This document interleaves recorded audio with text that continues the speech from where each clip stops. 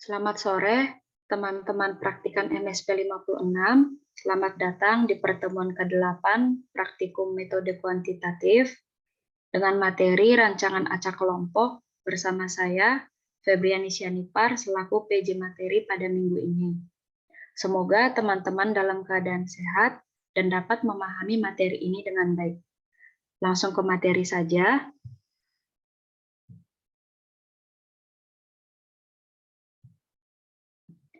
Rancangan acak kelompok merupakan rancangan yang secara sederhana disebut sebagai rancangan yang mengelompokkan percobaan ke dalam grup homogen, kemudian menentukan perlakuan secara acak.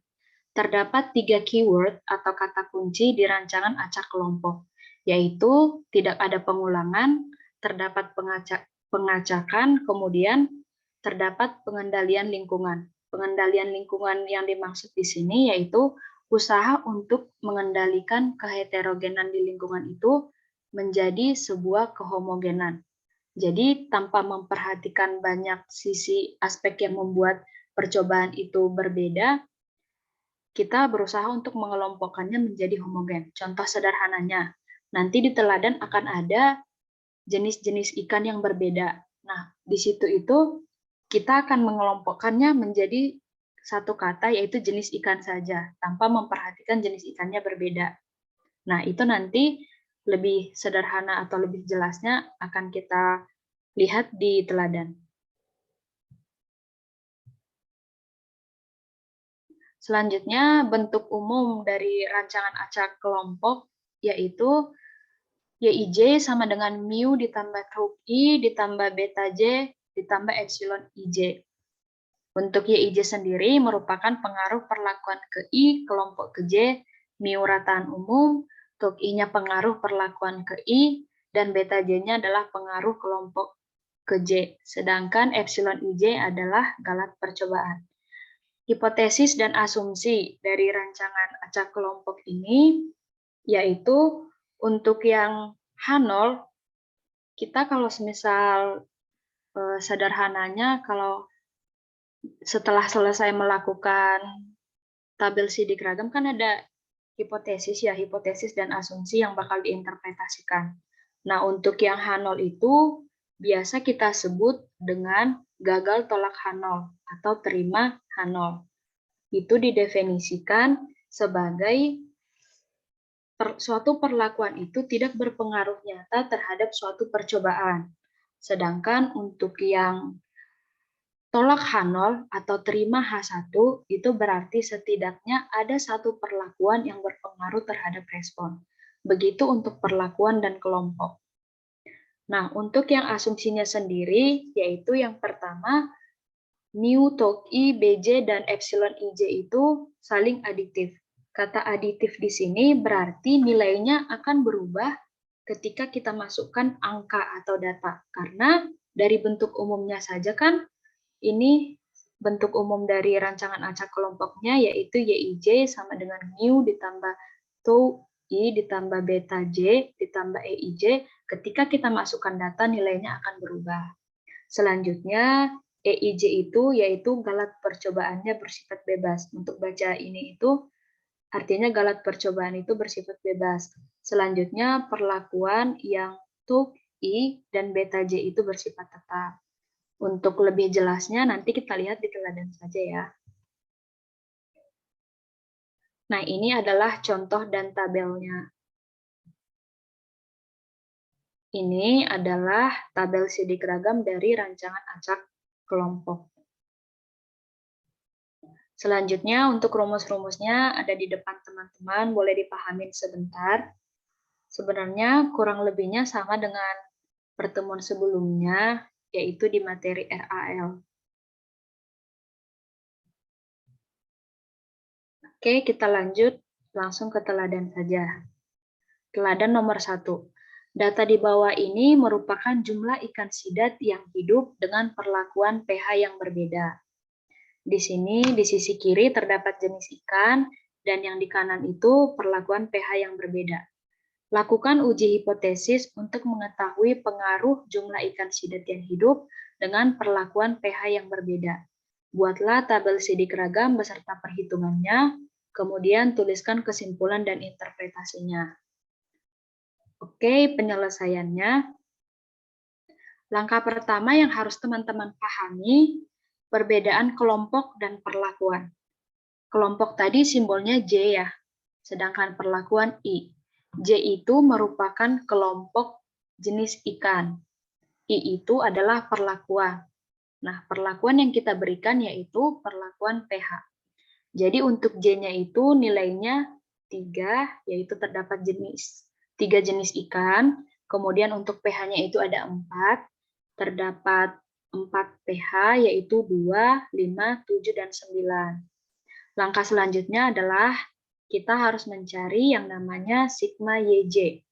Sigma YJ itu adalah penjumlahan dari seluruh J-nya, yaitu dari kiri ke kanan. 15 ditambah 20, ditambah 25, ditambah 15. Begitu seterusnya. Selanjutnya, sigma YI-nya itu penjumlahan dari atas ke bawah, yaitu 15 ditambah 7 ditambah 9, yaitu hasilnya 31. Selanjutnya adalah kita mencari yang namanya DBK, atau derajat bebas kelompok. Nah, untuk yang mencari nilai derajat bebas kelompok itu, rumusnya adalah J dikurang 1, yaitu 3 dikurang 1 sama dengan 2. Selanjutnya, ada DBP atau derajat bebas perlakuan. Derajat bebas perlakuan itu rumusnya adalah I dikurang 1, yaitu 4 dikurang 1 sama dengan 3. Selanjutnya ada DBS dengan rumus I dikurang 1 dikali J dikurang 1 sama dengan 6, atau 2 dikali 3. Untuk derajat bebas total, rumusnya adalah I dikali J dikurang 1, sama dengan 12 dikurang 1 sama dengan 11. Selanjutnya ada faktor koreksi dengan rumus sigma YI dikuadratkan dibagi I dikali J. Nah, untuk memahami sigma YI dikuadratkan ini, teman-teman harus menjumlahkan dulu secara keseluruhan data, yaitu 15 ditambah 20 ditambah 25 sampai data terakhir yaitu 16, kemudian baru dikuadratkan dibagi dengan I dikali J. Nah, nanti hasilnya adalah 41.209 dibagi 12, sama dengan 3.434,0833. Teman-teman usahakan untuk hasil akhirnya 4 di belakang koma ya. Selanjutnya kita cari nilai JKP. Rumus JKP adalah sigma YI kuadrat per J dikurang FK. YI tadi yang mana? YI yang tadi adalah yang ini. 31, 55, 56, dan 61. Berarti 31 kuadrat ditambah 55 kuadrat sampai 61 kuadrat dibagi dengan J. J tadi hasilnya adalah 3 dikurang dengan faktor koreksi yaitu 3.434,0833. Hasilnya adalah 180,2500.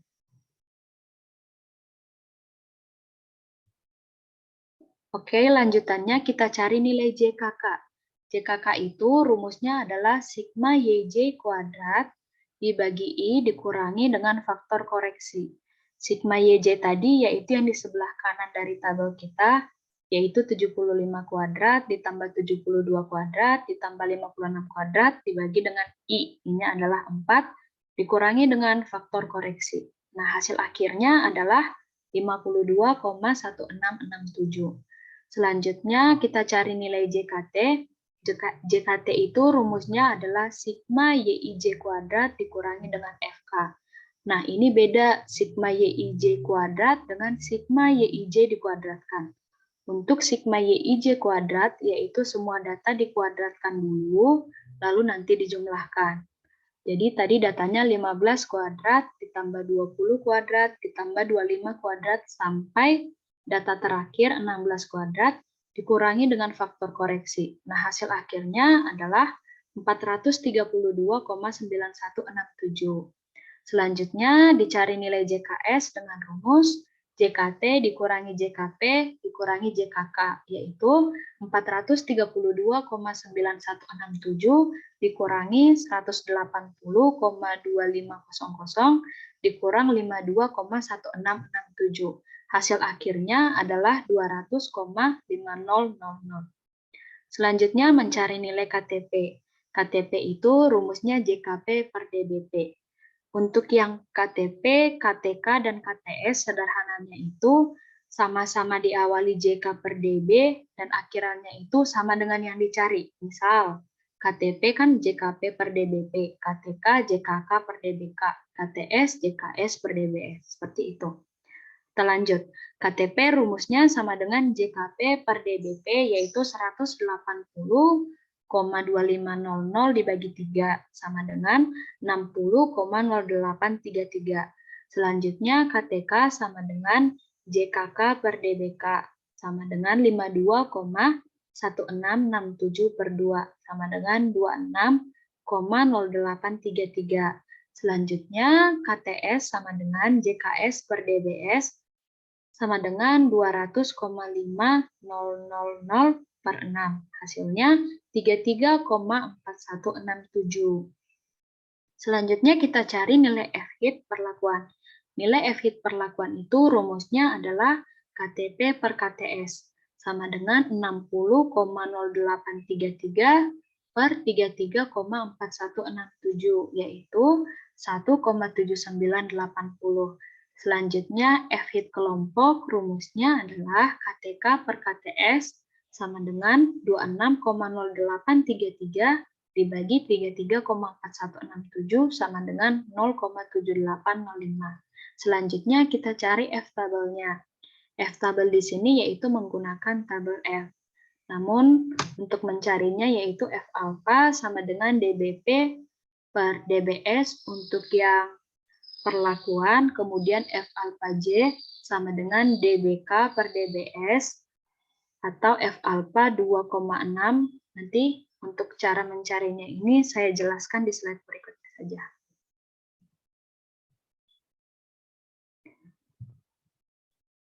Di sini kan nilainya 4,7571 untuk yang F alfa I atau perlakuan, untuk F alfa J-nya 5,1433. Nilai tersebut dari sini ya teman-teman.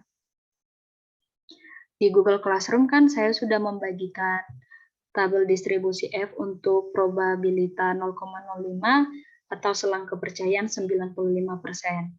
Nah, untuk yang tadi F alfa I-nya kan 3,6. 3,6 itu yaitu ini yang tadi di sini DBP yang atas ini. Kemudian untuk yang DBS-nya adalah yang di sisi kiri ini. Jadi DBP atau DBK yang atas ini, kemudian DBS-nya di sini. Jadi 3,6 yaitu 4,76 dan 2,6 yaitu 5,14. Untuk lebih mudahnya sebenarnya nanti ada di Labcom, nggak usah pakai tabel kayak gini. Tapi karena kita di sini secara manual dulu, teman-teman boleh membuatnya 2 di belakang koma saja ya teman-teman untuk yang nilai F tabelnya. Selanjutnya, kita harus membuat tabel sidik ragam ya outputnya tadi. Nah, berikut adalah tabel sidik ragamnya. Di sini, teman-teman tinggal masukkan saja dari hasil perhitungan kita tadi, sampai dapat di F tabel yang terakhir tadi 5,1433. Nah, kesimpulannya adalah untuk yang perlakuan I, F-hit-nya lebih kecil dari F-tab, artinya gagal tolak H0 atau terima H0. Untuk yang kelompok sama di sini F-hit-nya lebih kecil dari F-tab-nya, yaitu gagal tolak H0. Oh ya, sebelumnya ingat ya untuk yang perlakuan itu ini, untuk yang kelompok itu ini ya teman-teman. Takut salah persepsi. Jadi dua-duanya gagal tolak H0 yang artinya terima H0. Untuk arti terima H0 itu adalah tidak ada pengaruh salinitas terhadap jumlah ikan yang hidup. Sehingga untuk interpretasinya, untuk yang perlakuan berdasarkan SK 95%, dapat dibuktikan bahwa salinitas tidak berpengaruh nyata terhadap jumlah ikan sidat yang hidup.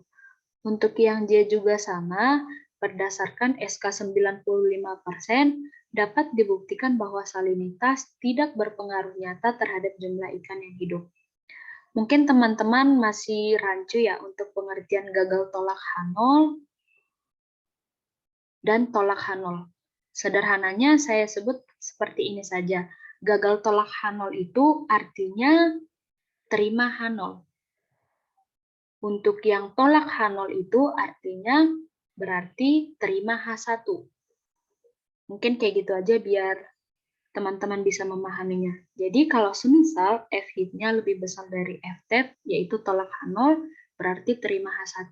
Berarti kesimpulannya, kalaulah semisal kondisinya seperti itu, teman-teman bisa buat interpretasi seperti ini. Berdasarkan SK 95%, dapat dibuktikan bahwa setidaknya terdapat satu pengaruh salinitas terhadap jumlah ikan sidat yang hidup. Seperti itu.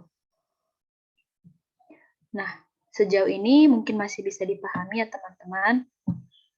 Selanjutnya akan ada teladan nomor 2, yaitu data pengaruh jumlah ikan kuniran yang hidup terhadap perlakuan suhu yang berbeda.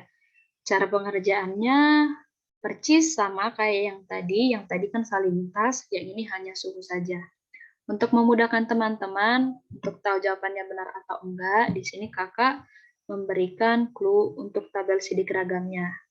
Boleh dilihat dulu, nanti hasil akhirnya jika sama, berarti jawaban teman-teman sudah benar.